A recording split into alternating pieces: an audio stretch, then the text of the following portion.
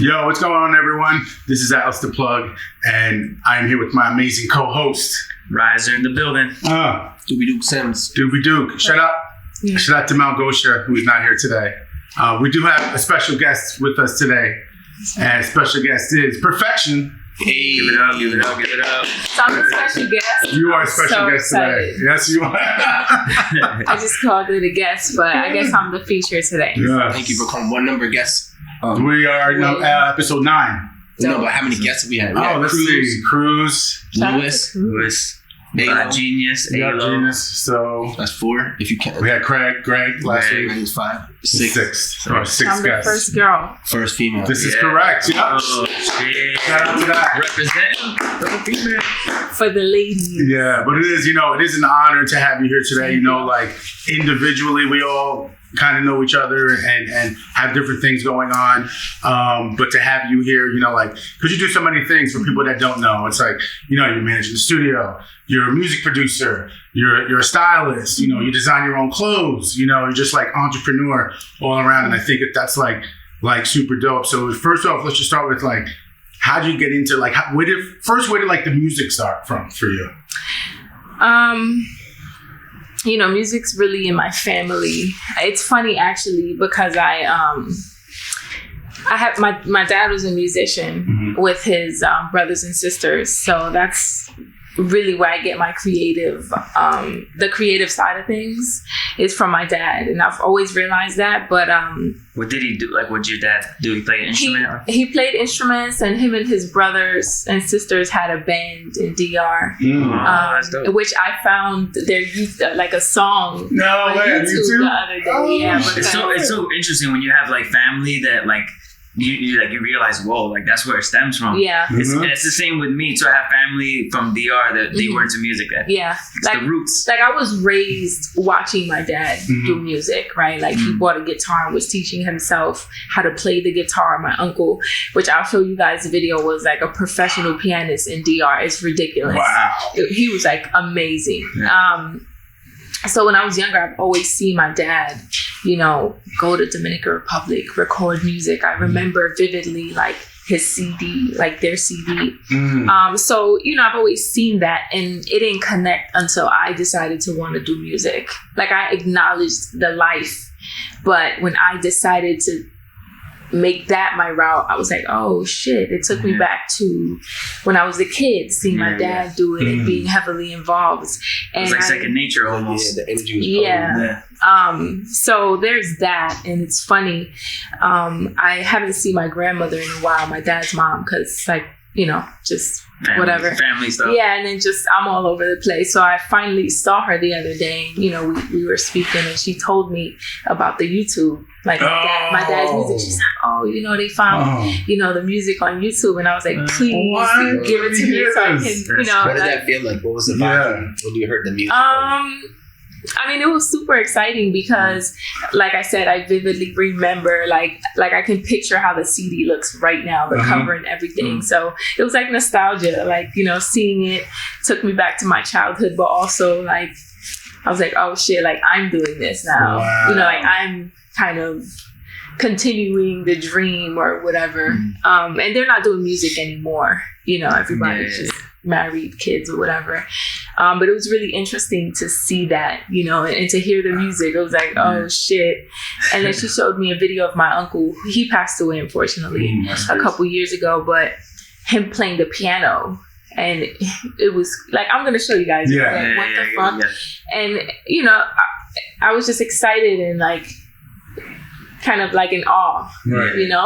Which was your first piece of was it a piano? Was it a MIDI keyboard? Was it a guitar? What was the first thing that you picked up and it was like, oh yeah, I can do the music too? I think just again seeing my dad playing the guitar at home, when I was younger. This was before I was a teenager, preteen, 7, 8, 10 years old. So just touching the guitar and really trying to figure out what is it? How do you mess with it? But then when I was in high school, I was in music class and we were all assigned, each row was assigned like there was like seated rows, and each row was assigned a different instrument, and I had the trumpet. I remember those days. You had the trumpet. I had the trumpet. Oh, you had a good instrument. I had the flute. The flute was cool. I remember the first row was the flute, and I kind of wanted to try the flute. I'm not gonna lie, the trumpet was fun, but it's weird. Like you have to blow in it a certain way, and sometimes it's hard. Yeah. And like The 3 valves. Yeah. And based on how much energy you put, yeah. that's the Yeah. most you use. Listen, it could have been worse. You could have got the stand-up bass and carry that shit around. yeah. Back with the little wheel. Oh, you gotta carry that to rehearsal 5 days a week. Give me the flute. Put that shit right in my pocket. I'm straight. What do you think when you see people outside with that? I feel bad for them, honestly, especially in the summertime. They're sweating. They gotta be dedicated, man. Listen, they love it. They must love it, man. Yeah, you knew what you were getting into. You saw that big ass instrument, like, It's just like, well, I guess now that we have Via and stuff, it makes it a little bit easier. Yeah, like Uber or Lyft or whatever. Yeah, carrying it on the subway. Does it still even fit there? I don't even know. You might have to get the SUV just for you and the freaking. You'll have to sit in the front and then like put it in the back. Put it in the third row seat in the back. You can't sit next to it in the car. I got to lay on that angle. Where my Uncle Marty is a bass player professionally. So you know, I've seen you've the whole seen life. Really? And every car choice is very specific because it has to. He got these upright basses. That's his money. That's his gig. Like that's like the car. You got to put it in that angle. The angle in the front. Man. That's funny. So you're doing the music thing, right? You're young. When was the first time you made a beat or like a song or something like that? So which is funny because walking down here, like just seeing my family do music or whatever, and like being a part of it in high school, whatever. But I didn't really have music as an interest. You know, I was in high school, whatever. You know, I didn't really even have a direction of what I wanted to do after high school. But forensic science caught my interest for some reason, probably CSI. Maybe. But I used to go to John Jay right up the block from there. My sister went there too. So when I was coming here, I took a video like I was a college dropout. Yeah. But used to walk these streets all the time, right? My sister did the same thing. She walked. She's like, you don't understand. He said, there's like right a building. here, I think one of the buildings in one of these corners, like they have classes. Yeah. It's a campus. It's right down, literally right down the street. Yeah. So it was nostalgia again, just like, oh wow. Walking by. But I dropped out because I took a semester off. School wasn't really for me. I wasn't really that 30-page paper writer. Like I was not. I realized early on I was more creative. Like I can write papers, I can read, I can do all that, but it just wasn't something that my attention span was stuck to because it wasn't for me. So I dropped out. You know, I took a semester off or two and never went back. And I was in the studio with friends. Something just hit me one day. I was talking to a friend, and we were just like smoking on the steps one day, and I was like, "Yo, I want to make beats. Like, I want to produce music. I don't see myself as a singer or a rapper. That was never my thing. I never tried, just because it's not for me." And I was like, "But I want to make beats. I know I'm more technical. You know, I love music. I break down music when I hear it. I'm gonna just give it a try." And he's like, "Do it." He was like a rapper, so he's like, "Yo, just do it." We were like encouraging each other. And I downloaded, I don't know if I had a computer at this time, I can't remember, but I downloaded FL Studio Mobile. Oh, mobile, yeah. What was it, iPhone? It was iPhone, and it was like, this was probably 2012. iPhone So definitely, I think, 13. And you could imagine FL Studio on an old iPhone, like, you know, but I just wanted to play with it and put together sounds, you know, and arrange things. And then I think I did have a laptop, but I downloaded it on my phone because I think it was probably like $9 or something. I don't remember. And then I got a trial of Ableton. So I got a demo of Ableton, 2-week demo, and I started playing with that. And then I got FL off of one of my friends. So I was in the studio, just self-taught, really, you know. So I think I made one of my first beats on FL Mobile, kind of. If we're being technical. It was shit. It was shit. Well, opened the door, though, for you. Yeah, it was shit. But, like, I can't remember the first, like, real beat I ever did, like, on my laptop. But that's pretty much where it started. Like, I just got the mobile version just to see what the program looked like, put boxes together, you know. And then I met these guys that had their own studio, and I was just up in there, like, collaborating, watching them, you know, just having a space to work. You just jumped in the water and just start swimming. Yeah, like, if I could pull up to the studio and just kick it and work on my laptop, I'm going to do that, you know?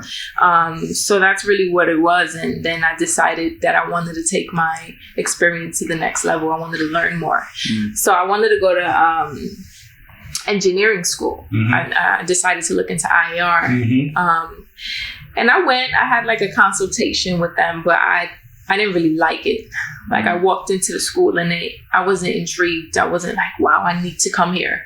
I'm excited. I went to that school. It was a little, How was it? I mean, I'm sure you I went and I dropped out and because I wanted to get more hands-on experience. Right. But then I went back a few years later and I graduated just to do it. Yeah, you know what I mean? Just to close it out. And that's the thing for me.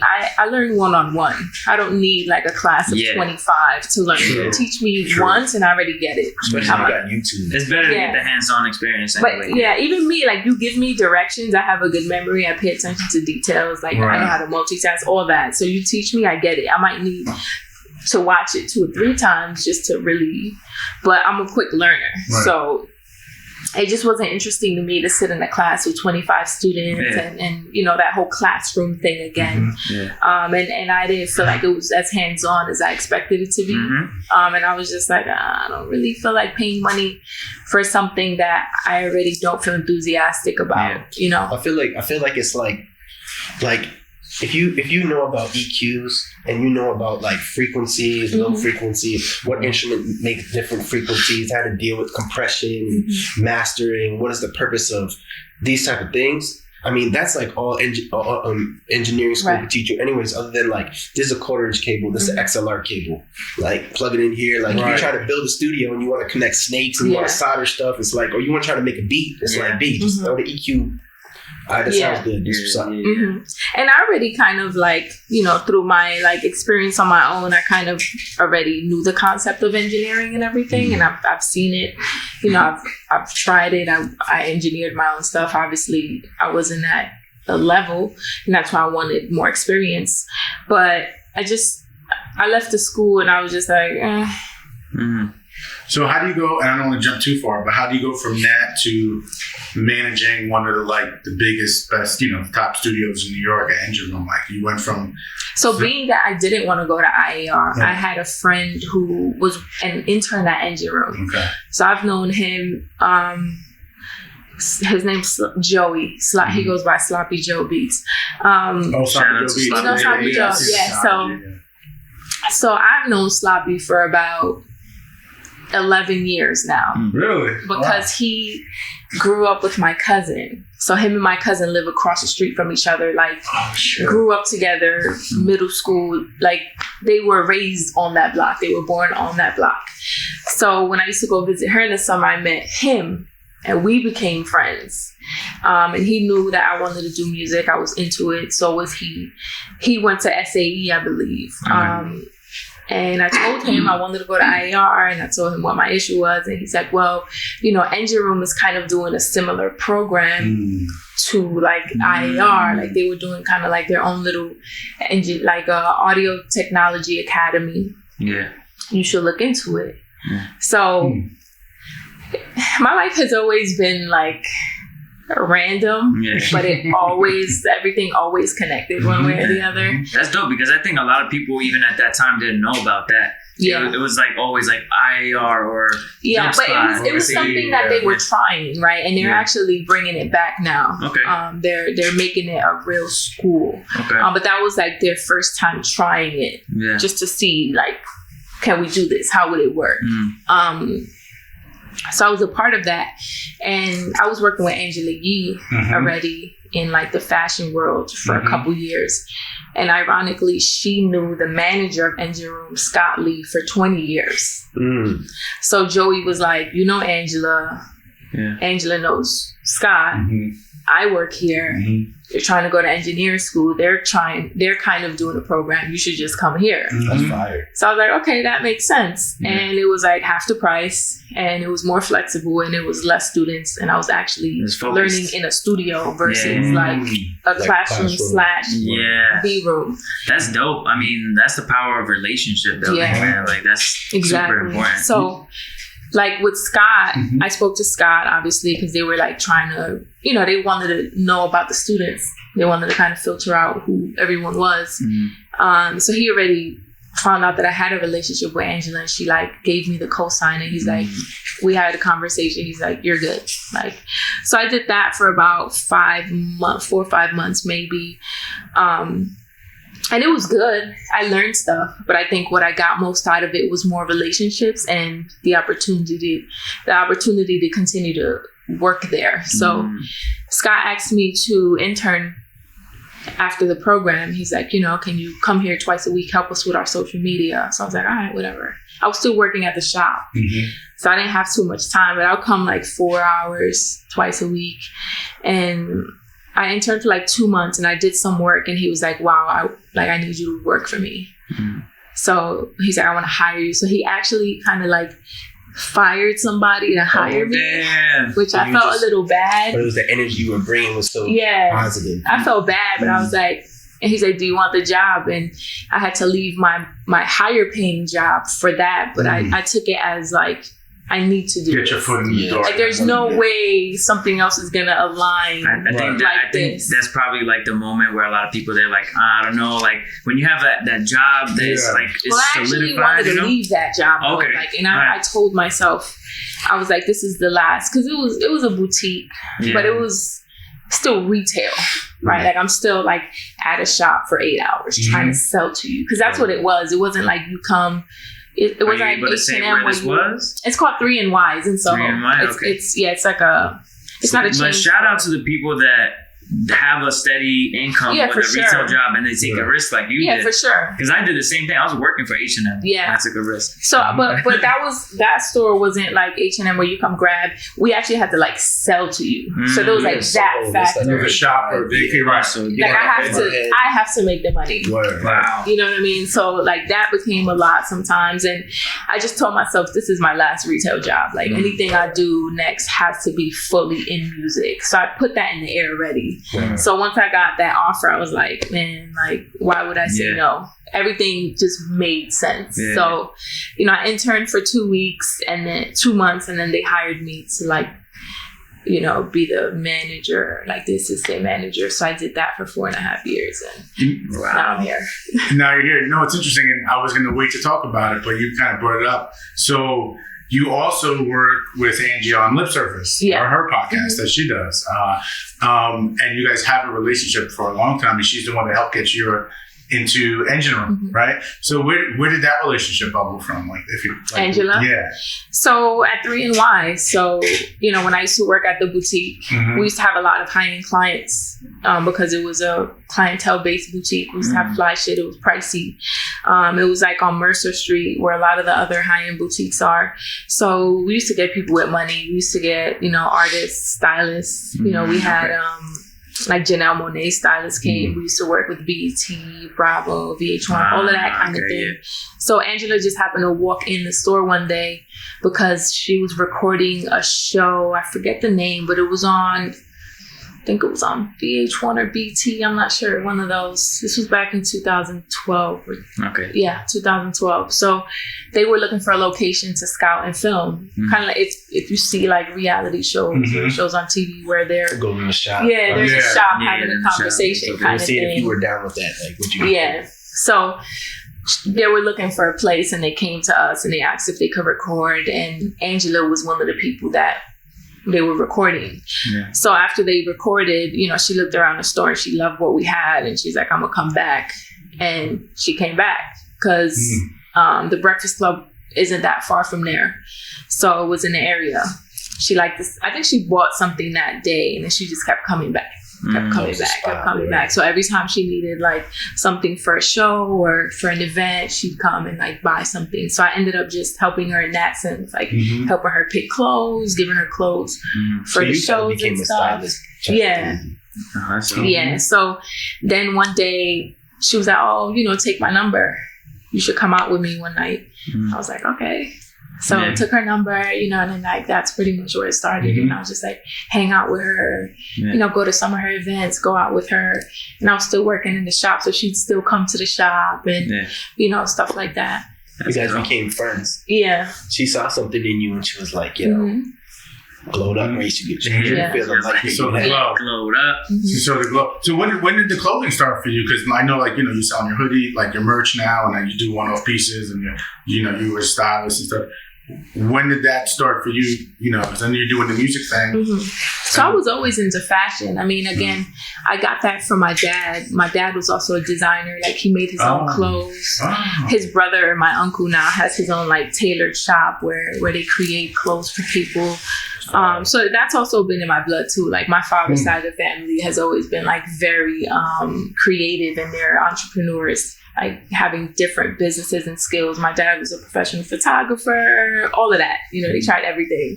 So I feel like I really came out like my dad. Yeah, it's true, because you're doing all three things. But I gotta become a millionaire. Shit, I gotta make a couple millions. I gotta, so, but that it's in my family. So I've always liked fashion, and I guess, when I was growing up and I needed a job, I would look for, into retail. Right. Like, and I always landed in kind of like the retail side of things until I ended up working at a boutique where I met Sam, who's the guy that ended up opening 3NY. So I met him at one shop, and he's like, I'm opening up my own store and I want you to come with me. So I was like, all right. And then he opened up his own store down the block. And in 2 weeks, he's like, okay, the store's ready. Come.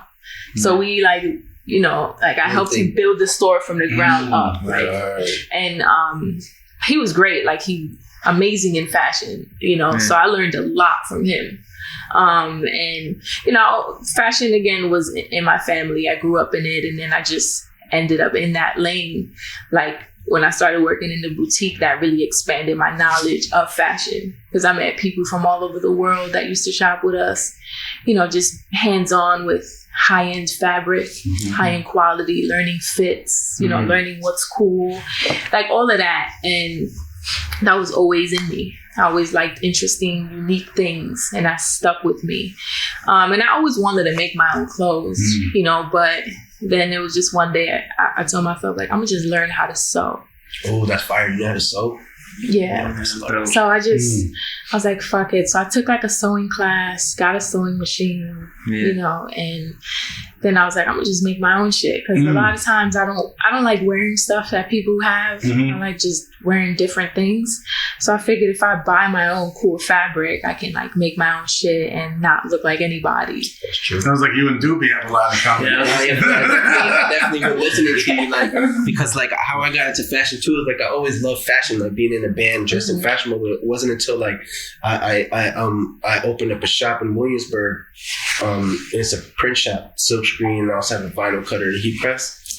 And then it's like, I need actually hoodies. So yeah, come to the studio for sure. Yeah. But also on the Dominican tip, right?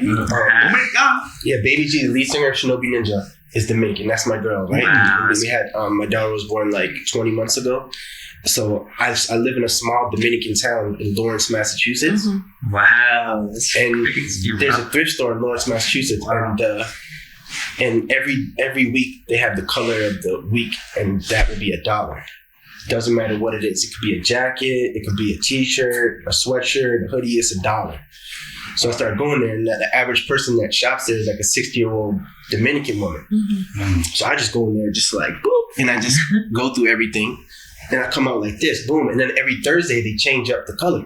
So I go back on Thursday and I grab more, and then I bleach them. And everything's $1. Everything's That's down. crazy. When you come to the studio, you're gonna see I got trench coats and like. Oh wow. But like I come back, like even the piece, you know what I mean? Like it's all like, and so it's worn. I think it's called like repurposed.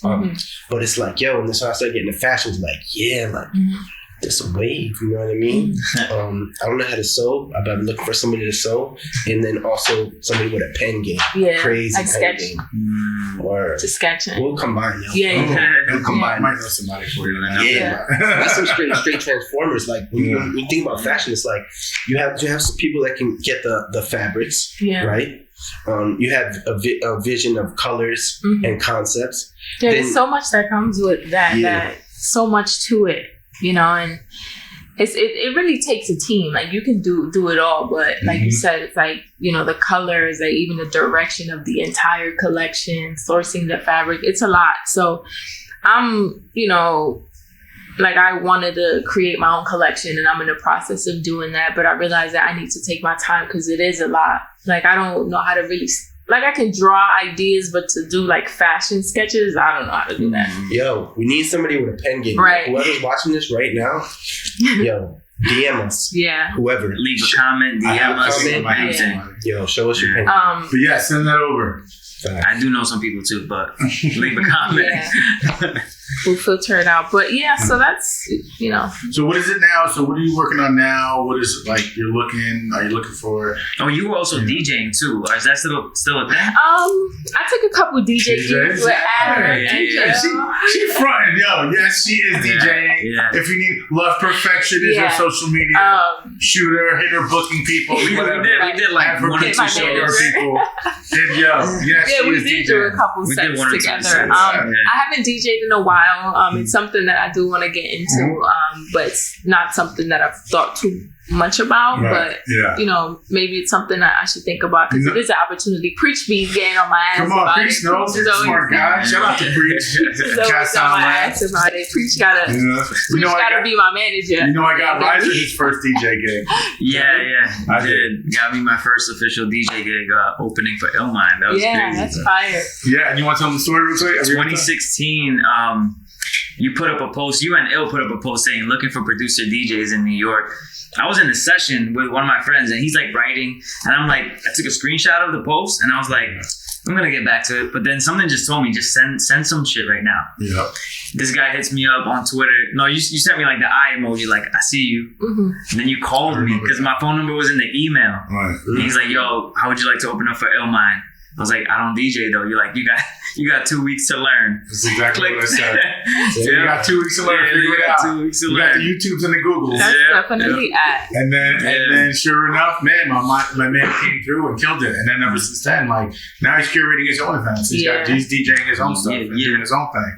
You know, so sometimes you just need that little push from someone, you know, because you know, I just posted about this too. Like some people are scared of success. Not saying you guys That is true. were scared, but like It's a moment of doubt. a moment of doubt, something you've never done.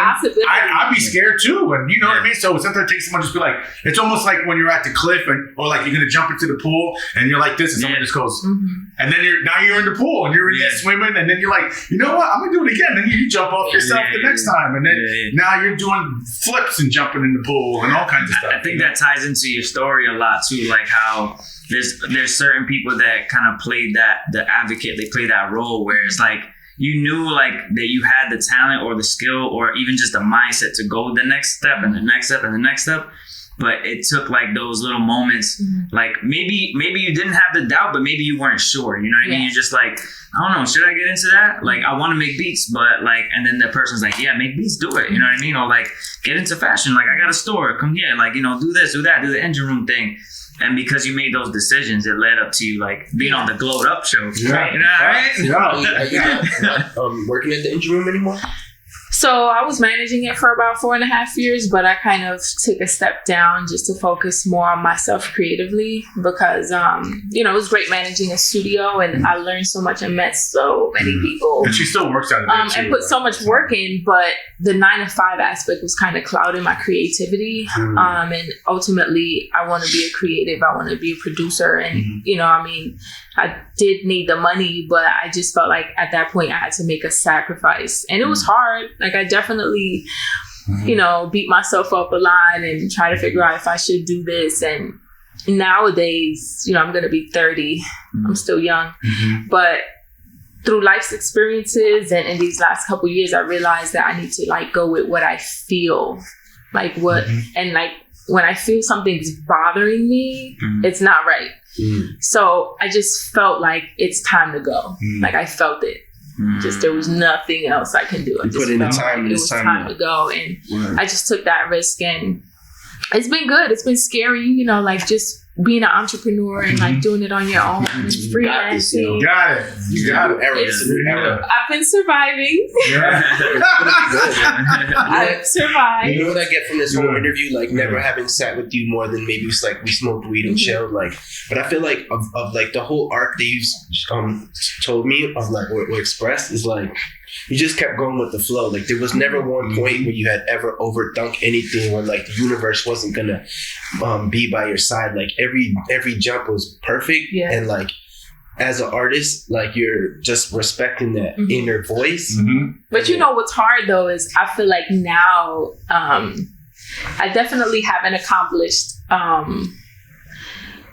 the bigger things that I wanted to do, right? Like I have like so many goals and so many big goals that I'm still working on. I've accomplished things, right? And I'm grateful and blessed. But there's so much more that I want to do. But Can I you feel talk like about that a little bit? Like, what is it? What's the next step that you think? like I mean, Even if obviously it's like as a baby stage. like obviously as a producer, I'm developing upcoming artists, but I've you know been sending packs and packs out and you know building the relationships and you know continuing to develop new ones to get major label placements. So it's gonna happen this year for sure. Like there, you know, there's You heard it. We'll get It's that. gonna happen this year, there's 2020. you know the soup is cooking. Yeah, do you want to shout one of the artists that you're working with? So there's a Luca, couple, yeah. she's a singer-songwriter. We're working on Okay. her project now. She has an amazing voice. Only One Scooter from Atlanta. Only One Scooter. And I'm a part of his management team, but He's also, dope. He's real dope. you know, doing a production. I have a record with Beam and Vori. They cut something and they're gonna be dropping a project soon, so that'll be on it.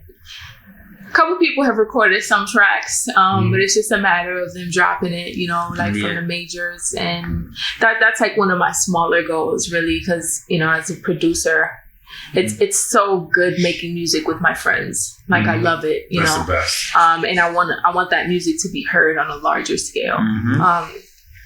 But I say that to say that I feel like back then when I was starting and it was all new, it was easier for me to go with the flow. You You know, still got to go with the flow. no, I do, but I Right. think now I tend to kind of overthink things Nah, more don't in even the do sense that, of Don't be a I'm Don't learning. be like just No, I'm be like a learning kid. not to, but Yeah. it does get hard when you're in this game, right? Like once you Right. really get into it and you have certain relationships and you see certain things, You have a and lot of eyes on See you. how the game really is run. really is. Yeah. That's what I'm saying. When you Right. see how the The game real shit. really is, Yeah. when you're We in just it. incorporate that into your overall energy because your frequency is already Yeah, and I've learned to do that. Like, you know, just being in the game is different, you know. Right. So it's just you apply more pressure on yourself. You have more expectations of yourself. Right. People have expectations of you. Then you start like downing yourself, Yeah. questioning Oh, yeah. things. Yeah, like yeah. it's normal, word.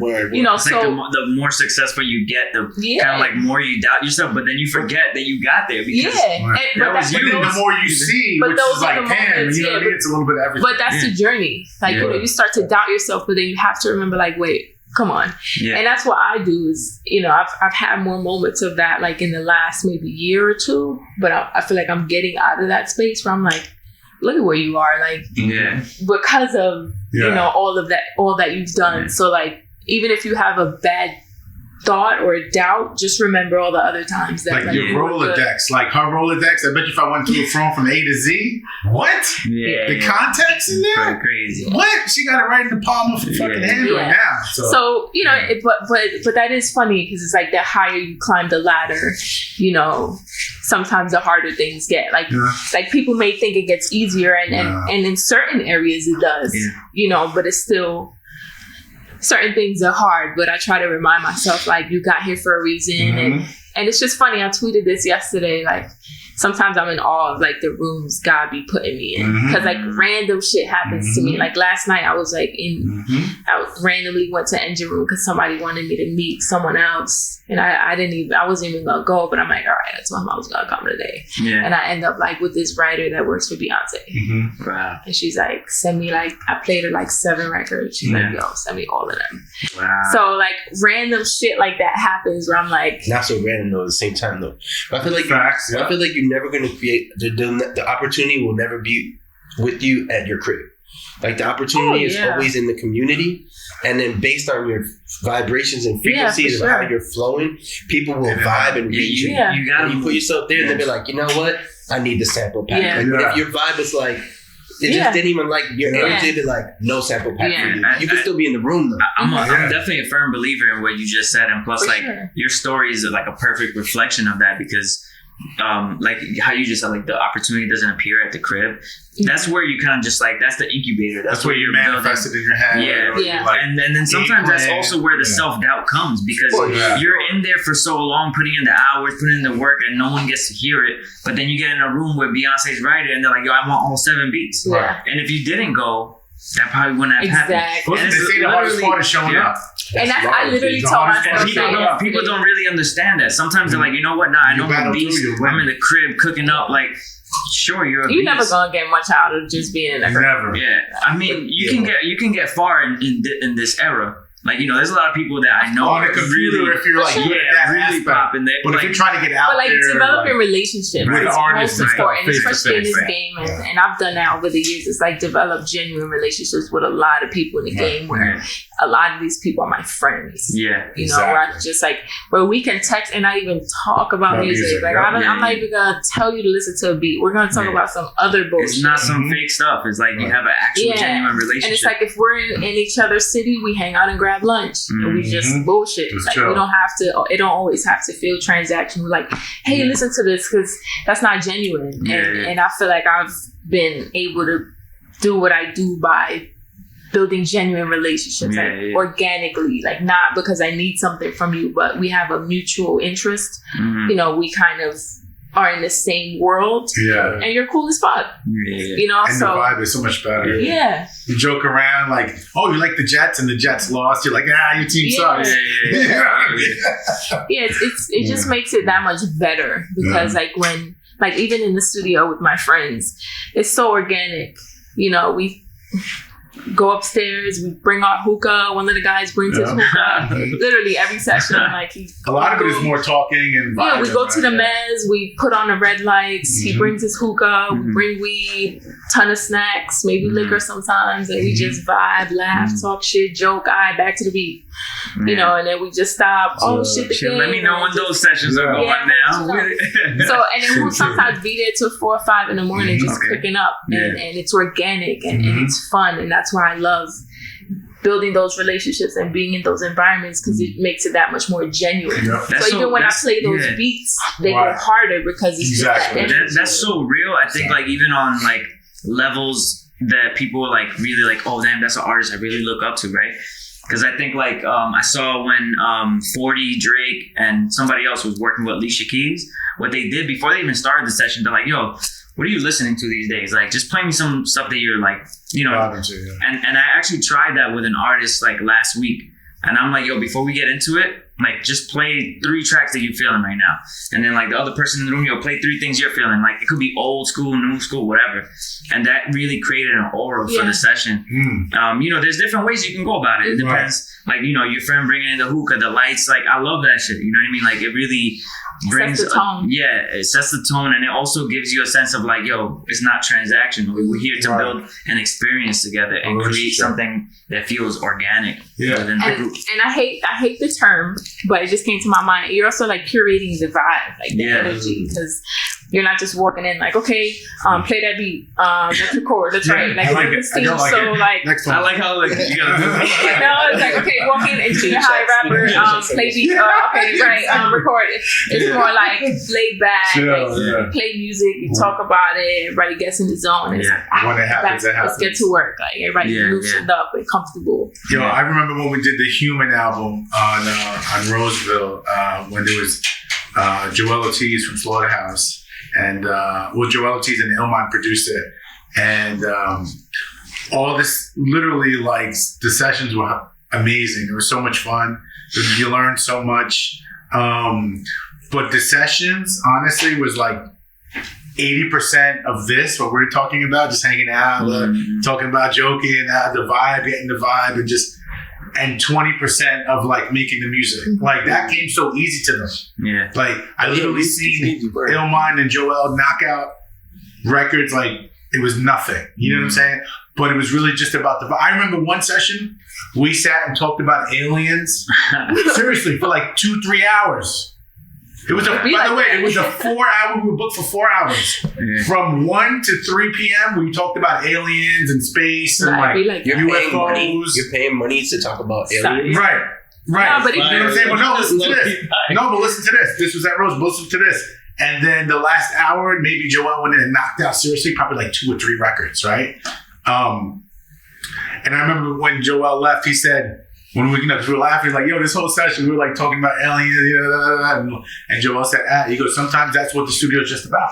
That's true. Just getting the vibe and getting to know each other, and that's, and that's when it registered in my head. It's like, you know what? It's not always all about like we were joking around. Come in, play the beat. No, I don't like that one. Play the next one. That's funny though. That's not it. The budget. You need to vibe. You need to just go in, talk, get to know each other, have a relationship, and it makes a session that much better. Yeah. And sometimes the product sounds that much better when you're not forcing it. Like maybe you needed to talk about aliens for him to just like not even think about what y'all were there for.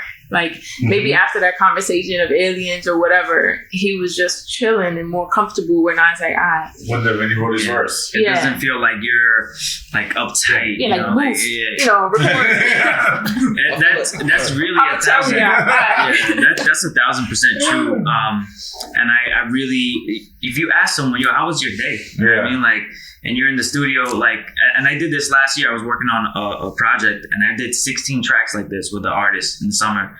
She just come in. I'm like, yo, how was your day? She'll tell me like how work was, like, people that were her friends, or guy problems and shit. And I'm just like there playing as she's talking and building this vibe and this aura around like the sound, the project, and it just reflects even better. You know what I mean? But it also depends on who you're working with, because there are some people that you just also have to shut your ass up. I was just going to say that. You gotta go in there. Exactly. But that comes with experience. They gotta bring too many homies in the studio. That comes with experience. It's like no work is getting done. It just depends. Like it's not a party. It depends on the artist, what that person needs to execute that thing. Exactly. I feel like in the energy of like when I'm serious, like I feel like Andre 3000 and Rick Rubin, they had a conversation. You seen the video? And he talk about like how Andre 3000. Now this is just for certain people, right? But Andre 3000 likes to go to the laundromat and just do his laundry because you just need to feel like a normal person. Yeah. And so like conversation is important, I think. So that's on one scale, dealing with like certain people, right? When you talk about like being friends with people that are celebrities or like influencers or have fame or clout or whatever, to like. The more isolated you get, the more famous you get, you know what I mean? And so it's like, how do you interact with people? How can you trust people? That's one end. And then the other end of it is like the creative process outside of that, right? Just creativity that has nothing to do with fame or anything. Like you probably have a predisposition as you're going through the world with your own thought patterns and shit that if you just showed up to the studio and you're like, yo, Huey, play me a guitar riff, I'm gonna be like, loo. But that's just going to be me from there. And that might be the most fire, but it might not be. I might need to talk about aliens for 2 hours to then be like, yo, plug in. I got this, because I wiped out my whole ego self.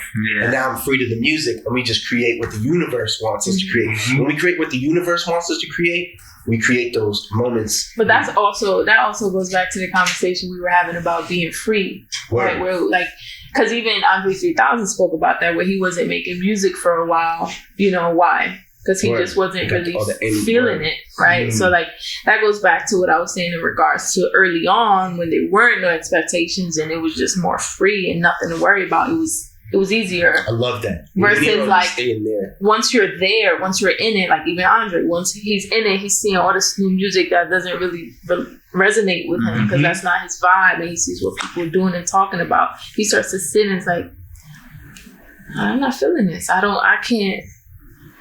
want to create, but what am I gonna create.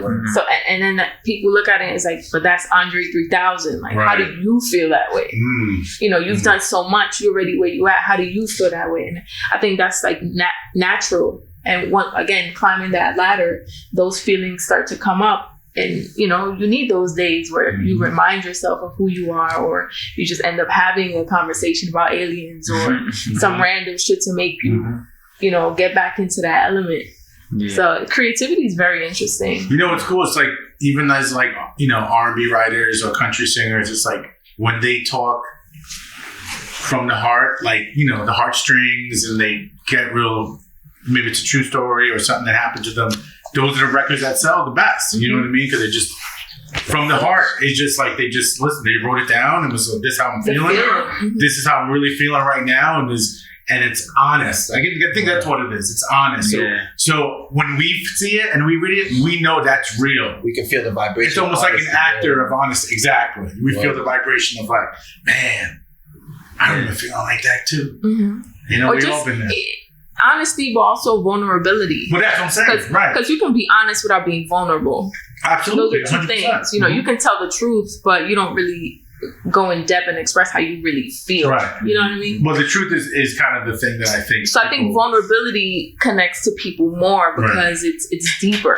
Like it's kind of like you're opening yourself up. And people can relate to it. And some people are afraid to talk about those things or to even feel those feelings. So when they hear it, it's like, oh my God. Yeah. They're like, oh, finally somebody said that. Like wow, that touched the part of me that I wasn't really, you know, so and, I think vulnerability it's crazy to me. I mean, I definitely want to circle back into like what's next for the journey that you're, you know, where you're heading to. But I think like what's incredible about that is like, if you take all the experiences that you went through and obviously like where you're going to go or I don't think anyone really knows what the next step is, right? But I think that you have a vision of what you want to happen, right? So taking everything that, you know, what we talked about, the experiences and all that, because I feel like that's a big part that people miss in this industry. Like they don't know that we're all fucking human beings. You know what I mean? Like sometimes, you know, just say you get in the studio with someone like, yo, Perfection's there, or At is in the building, Doobie or Riser. Like, you know, when you show up somewhere, they're like, yo, but they don't understand all the experiences that you had to go through to get there, right? So, like now understanding all that stuff, like obviously sharing that information with us, but like even with you, like kind of taking a trip back to how you started and all that, like what you did and how you got there and the way that you view the industry and the way that you view the world. Like, what do you think is like an end goal? What's something like a listener or viewer, whatever that they're watching, that you would say like, one piece of advice that you will give to them if they're like the Perfection from 2012 or 11, right? They're in those shoes right now before they even had the connections or anything. And then also the person that is in the stage that you are right now, like you kind of like speaking to yourself. What would you say to those two different, that's a huge gap right there. I think the easiest thing I can say, and it's going to sound extremely cliche and everyone says that, but I've realized is just keep going. Really, you know, like even the 2012 me, it's like keep going, like just keep going. And even now, it's like don't give up, keep going.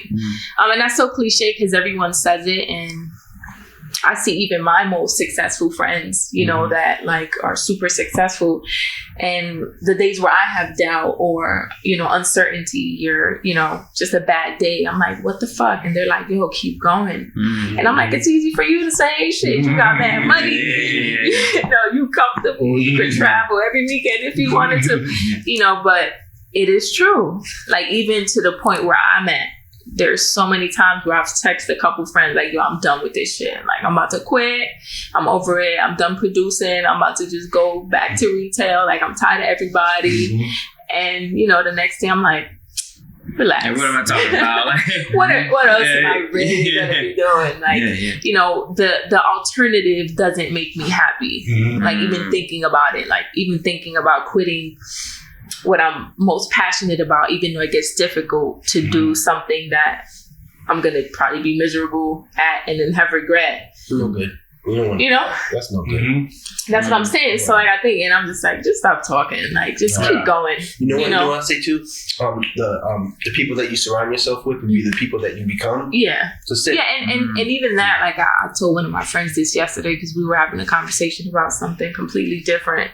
But I made a point that I'm like, the people I keep around me all have my best interest. Mm-hmm. I mean, I'm sure there are people that have bad intentions, but the people that I surround myself, I know that they're good people. They're genuine. They'll always give me good advice, and they'll always make sure that I'm on the right path. Like I don't have any friends that are gonna like try to make me do something that's detrimental to me or my family or my friends or my relationships. Mm-hmm. And I acknowledge that even having that conversation with her, and I was like, wow, I'm grateful for that because I know I have people that will uplift me, and that matters. Because you have sometimes those times where you get stressed out, you want to quit. Yep. Everybody has that. Like even, the highest of the high, they question themselves. People that we look up to be going through it. Sometimes we don't even know it. When you see people, you think they have everything, money, fame, and then they die or whatever.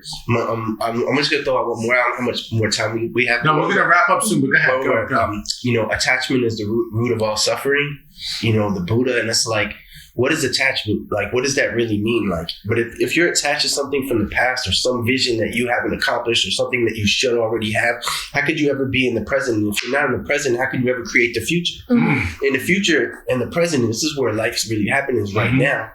And money is like, for our society, money, fame, celebrity, it's like such an interesting thing, but it really has no like human value. You know what I mean? So it's like only about like happiness. Mm-hmm. That's the most important thing. And so we release the attachment of like who we should be or like, and I don't even believe in names. People's like, your name, that's not you. Like your thoughts are not you. You're not your thoughts. Those are just patterns. You can replay them and create different ones. Mm-hmm. You know what I mean? Anyways, that's deep, but that's deep, but that's true. That's another episode. I think that's a great way to wrap the show today.